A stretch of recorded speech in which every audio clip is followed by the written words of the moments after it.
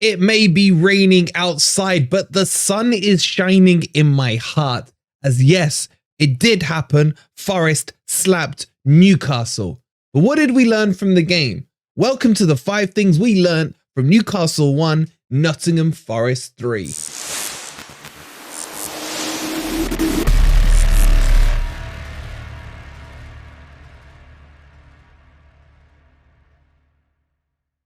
Good morning, good evening, or good night. Hope you guys are well, and welcome to the 5 things we learned from Newcastle 1, Nottingham Forest 3. Coming up, we have to talk about Nuno ball. We'll be looking at Cristiano Woodinho, Firewood himself. Is he now the real deal? We've got to talk about Elanga, and we've got to talk about many things. There could be 50 things we learned from yesterday's game. Before we get into it, please don't forget to hit that like button. Subscribe to Forest Fan TV if you are new here. And I think we'll be doing Grumpy Old Reds at 6:30 tonight, just because there's a few matches that we all want to watch because they're all quite key to Forest. So stay tuned for that. But let's get into the video and let's start off with Nuno. Look, we've already across the last week or so given you loads of information about Nuno, about his tactics, about how he deploys his tactics, how he wants players to play. But we need to talk about Nuno's kahunas because they are massive.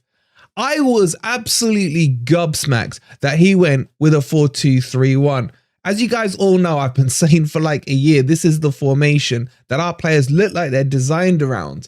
And he got it to work. He did it against Bournemouth. And then he had the kahunas to do it against Newcastle. And for me, this guy needs so much credit. In just one away game, he has won it. He has 100% away wins for Nottingham Forest. Look, I could talk about the previous regime and 2 wins and all that, but forget it. That's gone. We need to look forward and we need to build on this. But I think there's so much that Nuno says in his press conferences that are subtle, brilliant messages that the players have listened to and has filled them with a sense of they must do the business on the pitch. Let me give you an example. Nuno has already mentioned 4 or 5 times that he thinks the squad is too big, that he prefers to work with a team of 18 to 20 players. Now, that's kind of by and by, and everyone would probably agree with it. We've got, 42, 44 players on the books. But think about the underlining message from that. What is it saying? It is saying that come January, he is culling this squad. This squad is going to be thinned out. Now, if you're a player and you've heard this new manager come in and say, I'm giving you all a chance to prove yourselves. My door is open, as he has said. Fresh start, clean sheet and all that. But you're hearing time and time again that this squad is too big. It means your position may be up for debate. Not only your starting position, but your actual future at the club. And if that's not giving them a kick up the backside, I don't know what will, and it has clearly worked. We are seeing players who have been brought out the cold, brought back into the fold, and are performing. I would say Joe Worrell, although he was on for 6 minutes yesterday, had a really fiery, full of passion, full of heart performance with no mistakes at all. Made some great clearances for me towards the end of that game. Now, I'm not saying Joe Worrell needs to get back into the team, far from it. But this is the impact a new manager bounce has. And this is why it's called a new manager bounce, because players have been used to a certain regime, a certain comfort zone. And now suddenly their heads have been turned and they've had to look at the way they're performing. On top of that, Nuno's doing the simple things that we've been crying out for on this channel. And I don't think it's just me, it's the rest of, say, the Gore guys and you guys in the comments. Play players in their correct position. It's simple. He did that. He put Morgan Gibbs White back into the middle. We've seen arguably MGW's 2 best performances of the season so far. Sangare moved from an 8 back into a 6 in a double pivot. I thought that was his best game yesterday. Bringing in Montiel from the cold, who yes had a crap game against Burnley earlier on in the season, but then looked really good against Man City in that second half. Granted, it was against 10 men, but we never saw him again. I thought he was a contender for man of the match yesterday. And then you're seeing Elanga being pushed wide, Elanga being coached. Look, we'll talk about Elanga in a minute, but there's definitely some changes that Nuno's already done. And this is only in a couple of sessions. Am I getting way ahead of myself? Of course I am. I feel we've earned that right to, because of the suffering we've had over the last 60 odd days since, our one win in the last 14. We've needed this pressure release of this win to really, really lift our spirits. So yes, I say, look, I know I'm going overboard, but I say, come and join me for a bit, because the next defeat could be around the corner. And while we're winning, let's enjoy it. Let's enjoy this, and let's enjoy the process of seeing how Nuno develops his squad.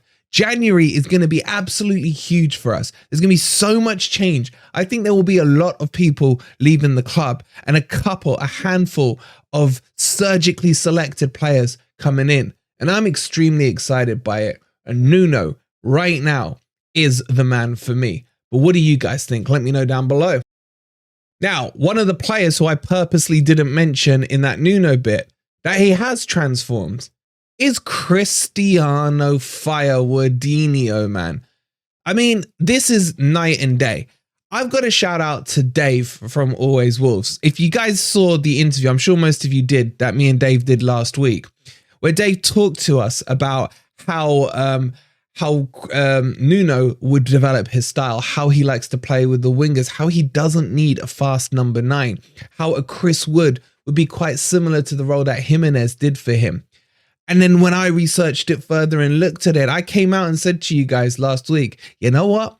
Chris Wood could work in a Nuno system. I still wasn't fully convinced. Now, am I yet fully convinced? I would say no, but I am way more convinced than I was before. It's the first time I've seen Chris Wood in a Forest shirt play outstanding football in back-to-back matches. And I want to see that carry on into the Man U game, the Brentford game, etc. So Chris Wood, has he been rekindled? Were we harsh on Chris Wood? I would say no, because his performance really did deserve the criticism I gave him personally, and I guess a lot of you as well. But there is a lot of revisionism going on. And why would people hide behind what they've said? Chris Wood's performances were poor, they needed to be criticized. But Chris Wood playing well needs to be praised. And he deserves what he did yesterday. He deserves every plaudit he got. Is he the answer for the long-term solution at Forest? Probably not. But what I would say is he has definitely, for me, made himself number 2 in the pecking order. And if he continues to score goals and dink keepers like he did yesterday, then Taiwo, watch out. Now, the real question is, do Forest now need another striker? We will discuss this further on tonight's Grumpy Old Reds. But I would still say yes. I would still say that, one, his contract is up in the summer. Secondly, could this be a purple patch? And thirdly, he's not exactly 21 years old anymore. So I still think Forest need another striker and we need healthy competition. I personally would release Origi in January. He's clearly still not going to get a chance. He got a little bit of a chance against Bournemouth, but was unlucky. But Chris Wood has come to me as now the number 2 for Nottingham Forest. And you have to say, and I hate to say it, that although Cooper brought him in as his boy, Cooper didn't know how to use Chris Wood. Chris Wood did not suit the Cooper low block style, where there was that huge disconnect from Chris Wood and the rest of the team. And you would find that Chris Wood was playing almost as a CDM most times when you look at his average positions, whereas yesterday he was a link-up man. And I've got to say, his movement yesterday in the box was just sheer striker instincts. The runs he made, especially on his first goal, he ran towards the near post, took the defender with him, peeled back from him, opened up the space, and he created himself one of the easiest goals he's ever scored. And then he shows the turn of pace in the second goal and the skill, and the same in the third goal. And your jaw just dropped. My jaw still hasn't come back up. So I will not get ahead of myself on Chris Wood, but I am so happy for him. Because at the end of the day, I want every single Forest player to play 10 out of 10 every week. It's good for the club. It's good for the performances and it's good for the results. But Chris Wood, take a bow, son. What you did yesterday was fantastic. Now, push on from that. Do it against Man. Oh my God, if you score a hat trick against Man U, I will buy I will remove the Wolverine name off the back of my shirt, the number 8 off the back of my shirt, and it will have Wood 11. But what do you guys feel about Chris Wood? Do you think we still need another striker or not? Let me know in the comments. I know last week we talked about Elanga after the, last week, a few days ago after the Bournemouth game, but I want to talk about Elanga again, and this is my phrase for him. I think Elanga is frustratingly good. And I just need to clear up what I was saying about him yesterday, because people said I was being harsh on his performance. I don't think I was. I think he had a really good game. I just think he's still very raw and has a couple of things that he has to improve on in terms of his football IQ. And this player is going to go places. Everything my Man U friends have said, and yeah, I do have Man U friends, I ashamedly admit, has been kind of true about Elanga. The potential is all there. The product can be there sometimes, but he still needs to be coached. And I'm excited about Elanga because I think under Nuno, we've already seen huge developments under him just in these last 2 games. And I'm expecting him to grow and grow. Now, the best thing for me about Elanga is these issues or errors, whatever you want to call them, that he's got are easily coached out of him. The ones where he's just not looking around, the one where he's overrunning towards the byline, all these little things, all these little changes will make a huge difference. And Nuno will be on it and Nuno will get it out of him. Look what he's done in 3 or 4 training sessions so far. And Elanga will start to change the way opposition play against us. And that could be a problem in itself. Because at the moment, a lot of opposition play with a really high line against us, which leaves huge space in behind for the likes of Elanga to run into. Now, if we get found out in our style, and I'm sure Nuno will adapt, but what you'll start to see is those backlines drop a little deeper. That in itself is a good thing. It will allow us more space in midfield to play our game.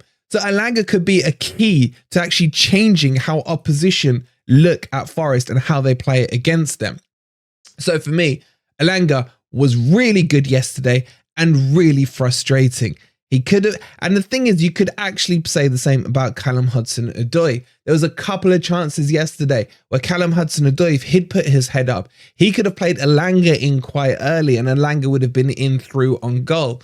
And this is a good thing. I'm not saying it as a bad thing because we've got players here who are nowhere near their full potential. And under Nuno, a guy who knows how to coach these players, we're just going to see improvement on improvement going forward. And I'm very, very excited about it. So don't get me wrong when what I said about Elanga yesterday, I still stand by it, but it's in a positive way, a way which says to me that there is more to come out with from him. And when that football IQ increases, we will have one hell of a player on our hands.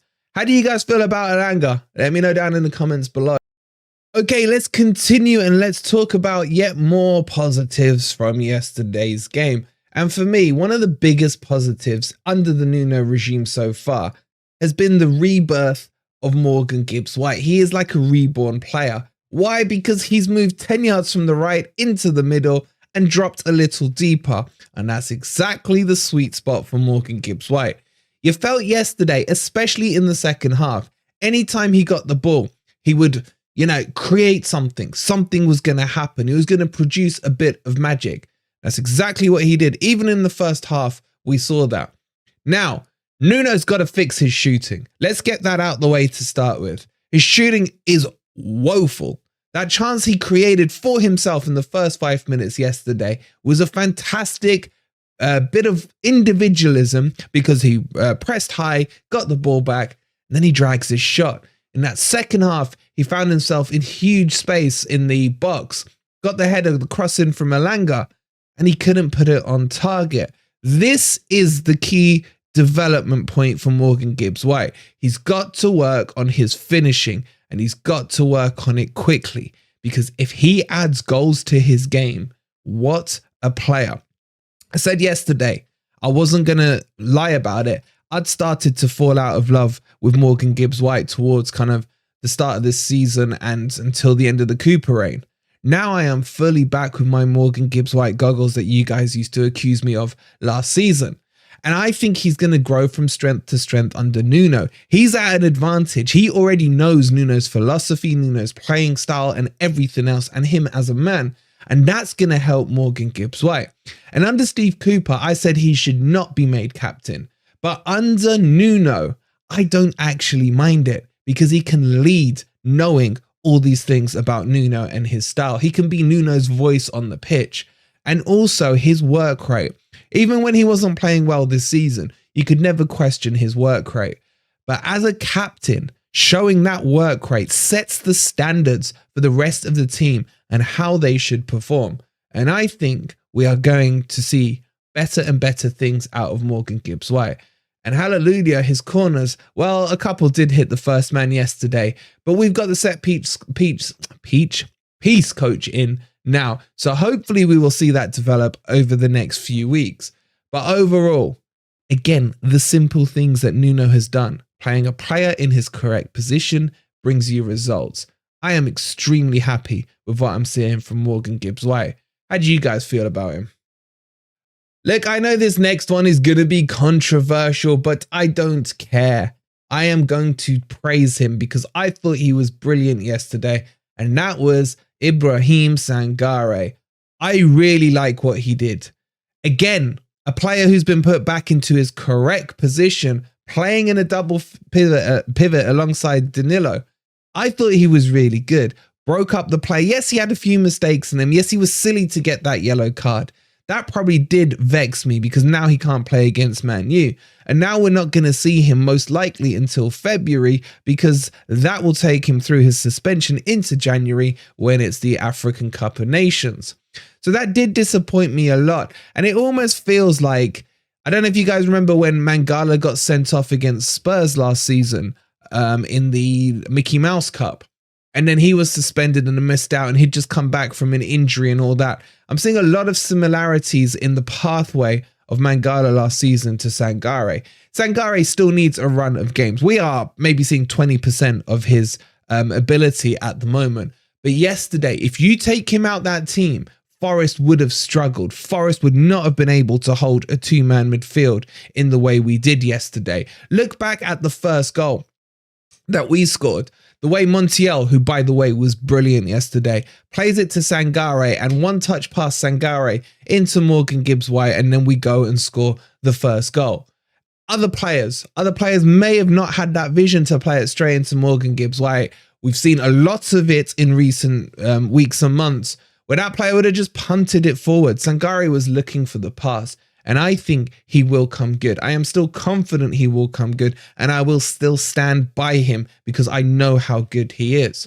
But everything so far has been extremely positive under the Nuno regime. I said to you guys after we lost to Bournemouth, there was too many positives to take away from it for me to be at all annoyed by what I had seen on the pitch. And Rob Jones, screw you, man. But things are looking good. I'm in a happy place, man. Happy Gilmore style right now, man. And I just really am looking forward to this Man U game this weekend. Nervously excited is how I would put it. Those are the 5 things I learnt, or maybe you learnt, about the game of Newcastle 1, Nottingham Forest 3. Yes, I will still keep saying it because it's just so nice to say. Thank you so much for watching. If you haven't already, hit that like button. Subscribe to Forest Fan TV if you are new. We'll see you probably around 6:30 tonight for Grumpy Old Reds. Come on, you Reds.